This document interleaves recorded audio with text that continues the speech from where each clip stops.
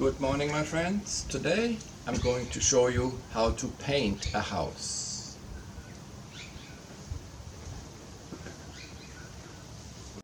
Okay, I'm Robert. Today we start painting this wall. I'll show you how to do it.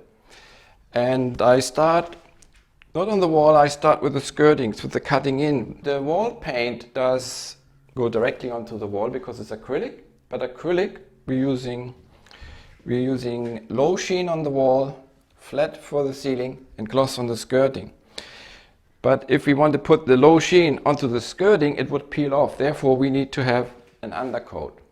I'm using a 50mm brush, as you can see, I don't dip it in just a little bit. I dip it right in. There's a lot of paint on it. And then I don't wipe it all off again, because then we've got nothing on the brush. So I dip it in, just clap it a little bit that it doesn't run off. And that's what I use to paint, undercoat the skirting and the wall at the same time. Here we have to do a bit of cleaning up first. The back of the brush can sometimes fix that and peel it off. Now we've got to cut that with a knife in a minute. And then I don't worry about the cutting in at the bottom right now, because that can be done later. A bit of paint and cut this in.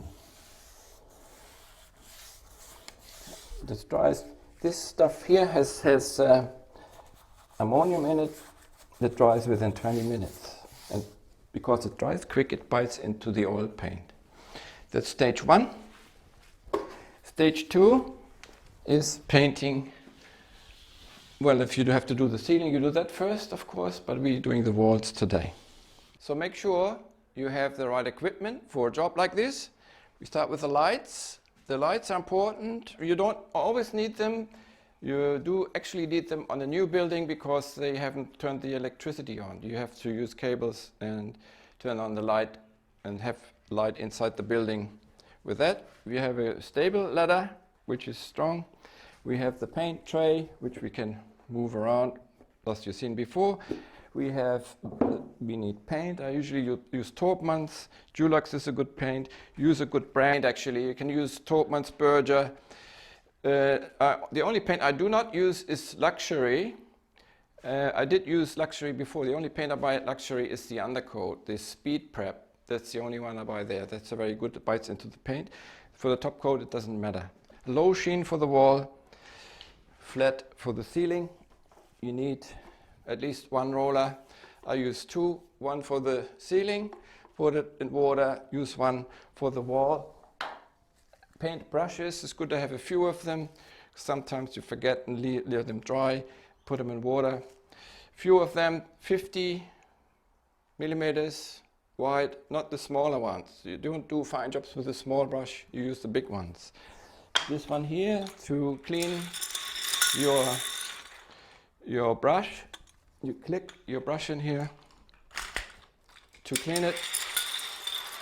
You put the roller on here to clean it and dry it.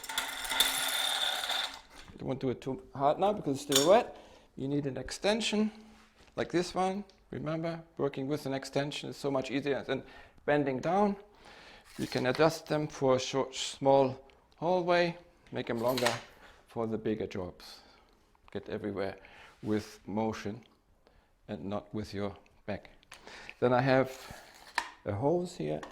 Of course, the drop sheet.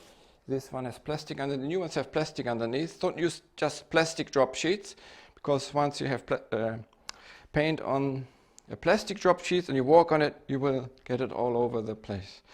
While these fabric ones soak up the paint. I always have an adapter in the car, because some customers don't have that, and a hose with this adjustable nozzle to clean the rollers and brushes. And I think that's it. That's all you need. Hi. This is Lily, the painter chick, and we're gonna start painting the wall. So I stir the paint a bit.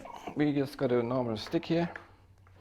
Low sheen. The best part of the paint is on the bottom, so we got to really stir that up into the way we paint. We don't have much paint on the floor anyway. It's just for the occasional drop which comes loose.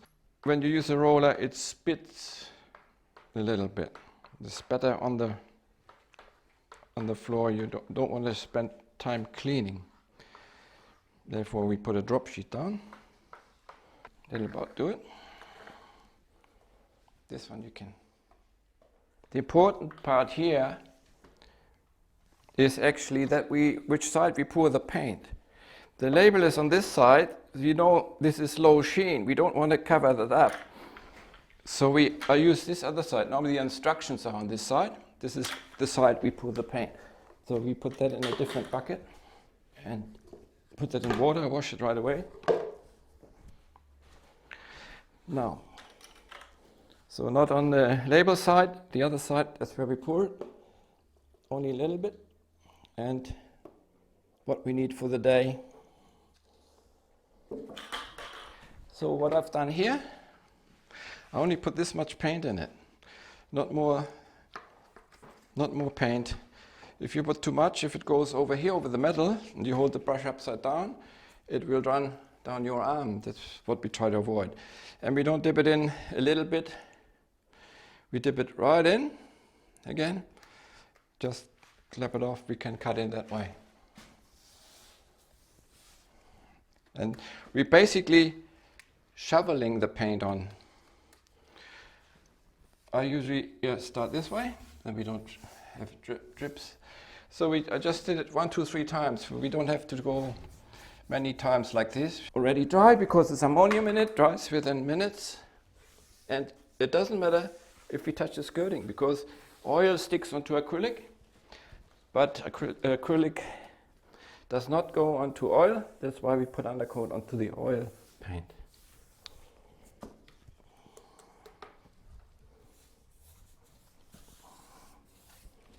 And here,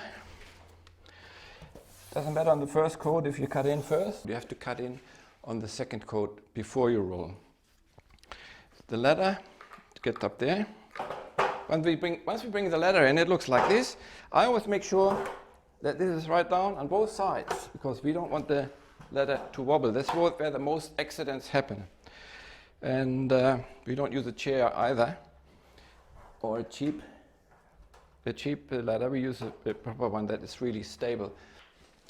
This is how the ladder normally comes. And Lily, you show us how we use our ladder.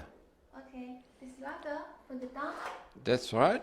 Put it down to stabilize the ladder. It's very important. After, okay, then here. We turn it that way. This way. Yeah. This way. Okay. That's right. It's not easy. Yeah. You got to have 1, 2, 3, 4 points we're hanging on to. And you have your hand, it's another point. So we can do a longer range from far here to the right. We can move further. Left. Yeah? Right.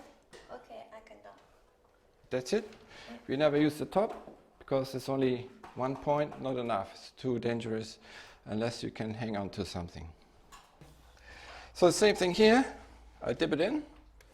Maybe I wipe a little bit more. So I start down here. And then I go up into the corner and cut it in. And wipe it off once. Maybe twice, that's it. And then we go to the next spot. I'm right-handed, so I start normally on the left, go to my right. If you're left-handed, you start on the right and work to your left. And wipe it off. That's it. It's another spot. I'm right-handed, it's better for me to work this way. Start down here, you get a lot of paint here, you get rid of it once you have dried it. It's too much paint, the right amount of paint, we cut it in. It's not straight, do it again. And wipe the excess paint off. That's it. The corner, I touch it here, push the brush up into the corner there. The tip of the brush. The way you hold it. To the left. Wipe the excess. Just the width of the brush where the roller can get to. And same here again. Work my way up with the brush, pushing it down. And just because there's a lot of paint inside the brush, you can go a long way. And with time, you become really fast at it. And that's how cutting in is done. So I talk about something else. I talk about trays. These are the cheaper ones. You get them with the roller on special. I don't like to use them. They're too flexible. The paint can spill out very easily. You can't take them with you on the scaffolding. Yeah, this tray here has a lip over the top, so you can actually drop it and walk up a scaffolding. Got a nice handle down here, and then we can climb up, put it on the next part here, doesn't spill. The other thing is, like I was saying before, we don't work with our back. We move even the tray with our foot. Move it along like that. And when it's full of paint, it's heavy, we can hold it with one hand while you got the roller in the other hand and move it around. You really got to remember, I have this one in our hand. We just move the paint close to the job. With this one here, we need two hands because it flexes, it can run out. We would need two hands with that one. That's why I prefer this tray here. A roller extension, a big roller. This one can extend it. Short for little hallways. You can roll this way in a hallway and that way. If it's wider, normally they just fit. And what we about do, we extend it and work with leverage. So we work with leverage. Yeah, we see. But I show you how I've seen it on television. In television, they work with their back and they exhaust it in no time because they paint like this and go up and down, sideways. They paint like this. And by the end of the day, there are 10 people on one wall actually. By the end of the day, they must be all exhausted. You never paint again. If you do it properly, get an extension and use the leverage of this paint roller, then you can do it in no time. So you see that I go forward with the roller. I don't push it back, then it would run over the edge. So always forward. A little bit back, okay. And then I don't start right in the corner. I have too much paint there. I start a bit further away. Then I can work it this way and that way. I start here. Takes a while till the roller absorbs the paint. So I have to get a bit more. I always also go upwards first. And now you can see that it goes nicely with the cutting in. I have to turn this way to get into the corner, turn the roller.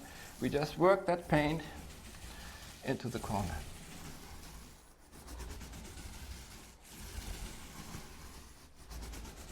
It's not enough paint because we're just starting. Once it's running really well, we have more paint. So that's it. Now we're starting to go till it runs out of paint.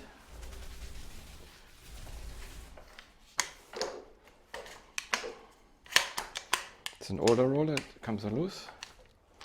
And then again, I don't start here, I start here. Roll backwards.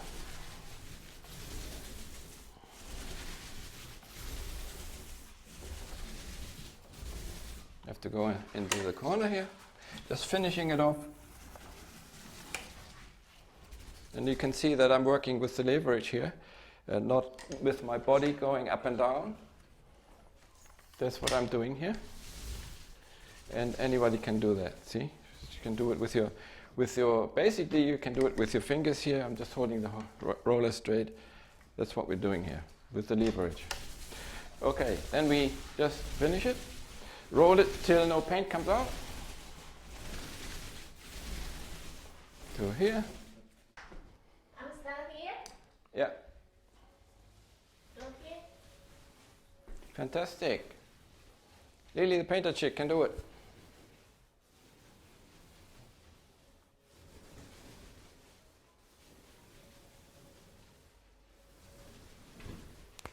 Okay.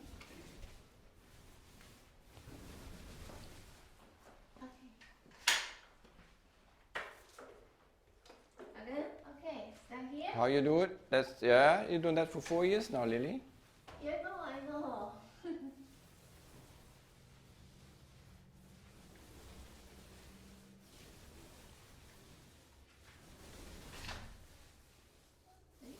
This roller. Okay. Okay. And you keep going and phase it out till no paint comes out of the roller again. Remember? Yes, I know. Can you all see it? I turn this way for the other camera. And then once we run out of paint, it's time to pick up more paint. I dip it in, 1, 2, 3. And don't start where I left off. I go a little bit further because then I can spread the paint more easily. This is an old extension. Keeps coming apart. Then I go back because that's how I spread the paint. And then I keep rolling to spread all the paint I have out. And then I get more paint and keep going to the next section, start here. Okay, secure the ladder. I go this way. Same again. Dip it in, too much paint, get rid of it, that it doesn't drip. And then, I don't know if you can see it here, where do I brew it? Where you see it, down here, just start down here, get rid of some paint, and then cut it in and lay it off. That's it. Easily done. The same up the top, the same here. Some paint. It's too much paint, so I don't start right up the top. Too much. Got to wipe it off. And then I have the paint on the bottom. Then I just cut it in. Without masking. You see how I roll and turn the brush to push it. I get in there. And lay it off. The paint I'm picking up here again. Here a bit wider, and the roller can get it, and that's it. Push it up, cut it in. It's already dry up here, you can do the second coat. Without masking, didn't cover, and then laying it off. And that's how it's done. I just want to show you when we paint and cut in on windows and other places, and lay that off. We sometimes have paint on the window frame, in this case on the cupboard frame. What I do then, I get a spatula, put the rag over it, and then I clean this area off. Then I have paint on here, can move it a bit further and do it a bit further. And that's how the painters get it really nice looking and clean, while others leave it like that. That's the only difference. How to clean it, that's the difference. Yeah, I show it again.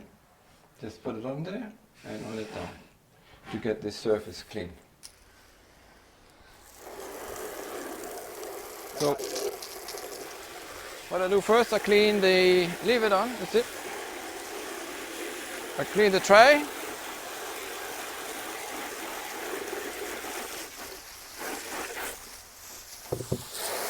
Clean the brush.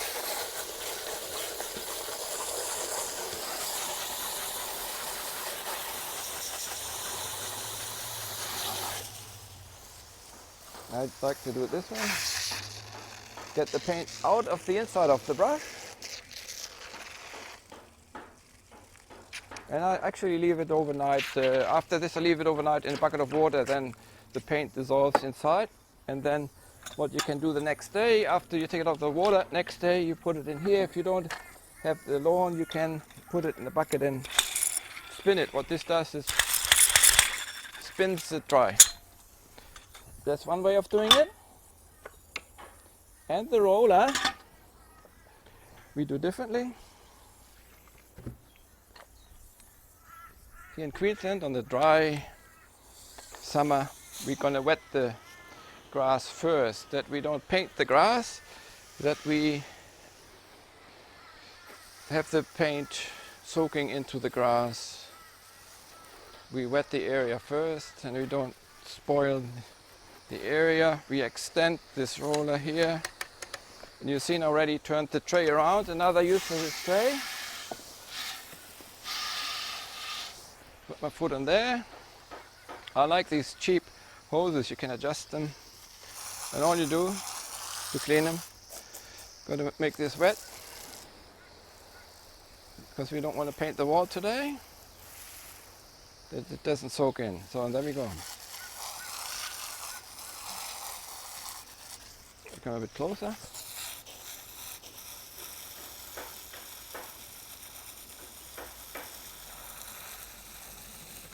And this is the principle of all paint roller cleaners. And if you don't have a roller cleaner, you just simply do it this way. Don't worry about the paint going everywhere, because if you keep going, you have more and more clean water. And just hold it on there.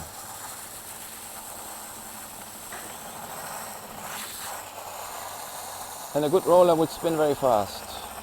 A quality roller.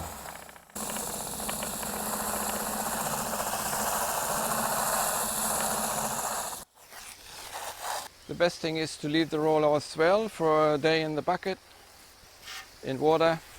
You have two ways. Next day you can do two things. You can spin it again. The other thing, is when I clean it, I don't know if you noticed, what I usually do before I put it in water, I just take it off a little bit, that the water gets inside, otherwise it dries up inside.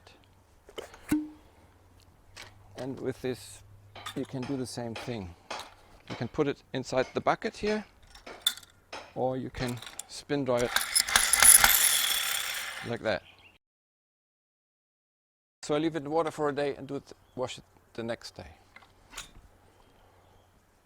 That's it. Thank you very much for listening.